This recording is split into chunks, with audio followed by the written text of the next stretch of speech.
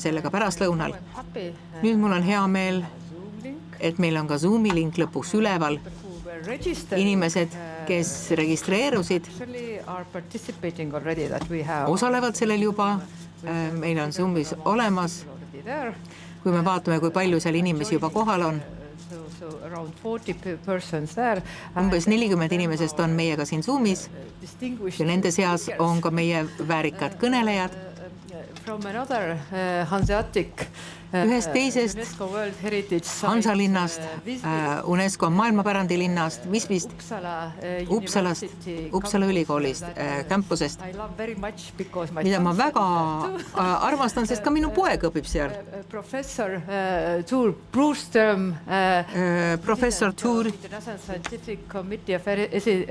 Burström ehk siis Uppsala ülikoolist energiatõhusus ajaloolistes hoonetes. Sõna teil. Nii, tänan. Me vabandame, aga seda on väga keeruline. Aitäh, et kutsusite mind sellele seminarile. Eesti on seadnud väga hea eeskuju nende seminaridega. Loomulikult on meil vaja taolisi tegevusi, et jagada kõiki neid teadmisi ja know-how'd, mis meil olemas on. Mul on 20 minutit antud aega, et ma räägiksin siis hoonefondi vaatevinklist, rääkides siis energiatõhususest ajaloolistes hoonetes ja püüan siis selgitada teile, mida ma selle kõigega silmas pean ja kuidas on võimalik nende asjade kallal töötada.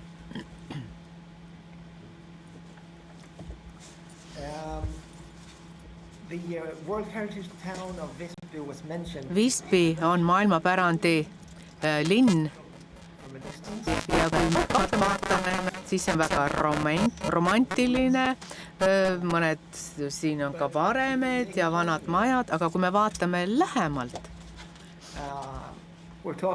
siis me räägime piirkonnast, kus on 1400 hoonet, 1700 alalist elanikku ja väga mitmekesine hoonefond vanuse, struktuuri ja ka arhitektuuri vaatevinklist.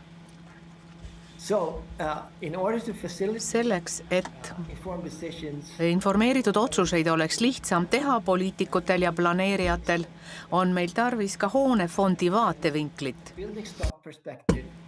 Ning see võimaldab meil ka mõista tasakaalu energia säilitamise ja ka hoonete säilitamise vahel ja mitte ainult ühe hoone, vaid terve hoonefondi alusel.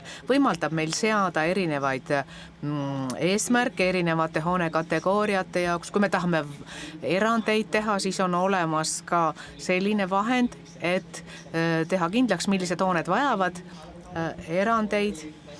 Ja räägiti juba ka siin Euroopa hoonete energiatõhususe direktiivi rakendamisest ja just sel puhul võimaldab hoonefondi analüüs mõista, missugused on need erinevate rakendusviiside tagajärjed. Nii et asi taandub sellele, et tuleb teha õigeid asju õigete hoonete osas. Euroopa suunised, et parandada ajalooliste hoonete energiatõhusust, on olemas sellised juhised, neid avaldati 2017 ja seal on ette nähtud süstemaatiline protsess selleks, et lihtsustada parima otsuse tegemist iga konkreetse hoone puhul. Ja siin on standardprotsessid selleks, et leida parim kombinatsioon meetmetest, et energiatõhusust ajaloolistes hoonetes paremaks muuta. Ja siin on vajalikud, kuid mitte piisavad tingimused, kui asi puudutab planeerimist ja poliitikat. Aga miks ma seda pilti näitan? Kui te ei ole seda juba lugenud, siis ma tõesti soovitan seda teile, kui te tegutsete ajalooliste hoonete energiatõhususe teemaga.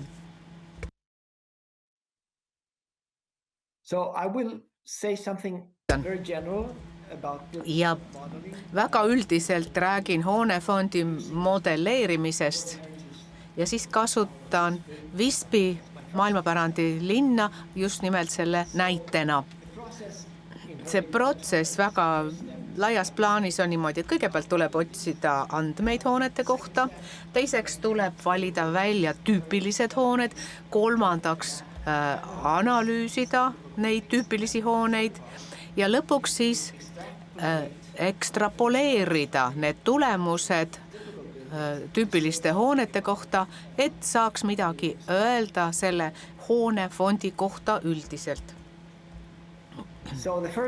Nii et esimene osa, tüüpilised hooned. Neid hoonefond tuleb jagada siis sellisteks erinevateks kategooriateks ja kui Visbys meil on ju vähe hooneid, siis seda on võimalik teha lihtsalt peaaegu kõhutunde järgi, aga kui hoonefond on suurem, siis on vaja keerukamaid võib-olla kvantitatiivseid meetodeid. Ja meil jäi siis sõelale 6 erinevat hoonekategooriat, mis esindavad umbes 85% nendest hoonetest meie Visby linnas.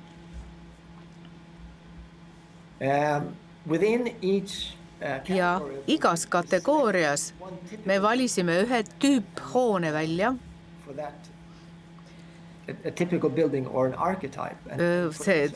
Nimetame seda arhetüübiks ja iga arhetüübi jaoks tegime kvantitatiivsed mudelid selleks, et energiatõhusust uurida, aga võimalik on ka uurida seda, kuidas mõjub niiskus ja soojus üheskoos ja kasutasime olemasolevaid vahendeid ja neid on täitsa palju juba olemas, nii et see ei ole midagi uut. Ja iga arhetüüp hoone jaoks me tegime läbi selle Euroopa suuniste protsessi selleks, et ajalooliste hoonete energiatõhusust suurendada ja püüdsime leida siis sellise paketi, meetmete paketi, mis sobiks nendele tingimustele iga hoone jaoks ja ka piirangutele seoses nendega. Ja siis me vaatlesime erinevaid stsenaariume selle töö käigus, alates sellest, et teha kõike, mis on tehniliselt ja majanduslikult võimalik ja teises seinas oli siis stsenaarium, millega seati prioriteedid selleks, et säästa ajaloolist väärtust hoones ja nende kahe äärmuse vahel püüdsime leida siis niisugust mõistlikku tasakaalu. Nii et see ei tähenda, et me leiame ühe lahenduse, vaid pigem vaatleme erinevaid stsenaariume ja püüame leida sellise kestliku tasakaalu selle kaudu. Kui me saime iga arhetüübi jaoks need tulemused, läksime siis tagasi iga kategooria juurde ja ekstrapoleerisime need arhetüübi tulemused nende kategooriate suhtes, selleks, et saaksime öelda midagi selle kohta, mismoodi saaksime energiatõhusust potentsiaalselt suurendada. Et ühe hoone tulemusi saaks siis laiendada rohkematele kuni 100-tele, et oleks siis energiasääst, aga et me saaksime ka riske hinnata sellega ühenduses. Ja milline oli siis praktiline tulemus Visby puhul? See annab meile toetuse planeerimiseks ja poliitika kujundamiseks, see on juba käimas ja meil on nüüd ka palju parem arusaam sellest, kuidas energia säilitamine ja hoonete säilitamine Visbys on omavahel seotud. Ja meil õnnestus tõeliselt teha ka realistlik hinnang energiasäästu kohta, võttes siis arvesse ajalooliste väärtuste säilitamise vajaduse. Ja iga kategooria jaoks seadsime mitte ainult diferentseeritud eesmärgid energiasäästuks, vaid ka konkreetsed lahendused ja nõuanded iga kategooria jaoks. Now let's leave the small scale. Läheme nüüd väikesest plaanist piirkondliku ja võib-olla ka riikliku tasemeni selles hoonefondi modelleerimises. Ja räägin sellest, missugused on ühe hiljuti avaldatud doktoritöö tulemused. Üks minu doktorant tegi tööd building energy modeling. Just nimelt hoonete energia modelleerimisel ja üks aspekt, mida ta vaatles, oli seos energia säästu ja hoonete säilitamise vahel. Ja aga nad vaatas seda siis regionaalsel ja riiklikul tasandil. Üks uuring oli siis Södermalmi, Stockholmi üks linnaosa on see. Seal on umbes 100 000 alalist elanikku, 3200 hoonet. Ja suurema osa neist on siis kortermajad. Ja Stockholmi puhul on eriline see, et kõikide hoonete pärandväärtus Stockholmi kesklinnas on kindlaks tehtud. Siin on kasutatud erinevaid värve selleks, et peegeldada seda pärandväärtust, hoone pärandväärtust. See on siis kõrge, keskmine ja madal väärtus. Ja siis on mõned hooned, mis on ka välja jäetud või mida ei ole veel jõutud klassifitseerida. Ja sellepärast oli võimalik integreerida pärandväärtused sellesse konkreetsete hoonete hindamise protsessi, aga ka kogu piirkonna planeerimisse. Ja see protsess on üpriski keeruline. Ja tugineb juba olemasolevale uuringule, mis puudutab linna energia modelleerimist. Teine osa aitab jälle määratleda konkreetsete hoonete kategooriaid või tüüpiliste hoonete kategooriaid. Kolmas osa, kus määratletakse erinevad stsenaariumid ja strateegiad. Ja me ei otsi mitte üht lahendust, vaid püüame kaaluda terveid rida erinevaid lahendusi ja lõpuks siis toimub selline simulatsioon arhetüüphoonete kohta, arvestades neid erinevaid stsenaariume ja strateegiaid. Ja Södermalmi linnaosa jaoks see doktorant siis tõi välja 8 erinevat kategooriat, arhetüüpi, mis esindasid siis enamikku nendest hoonetest selles piirkonnas, aga kõik hooned ei olnud hõlmatud.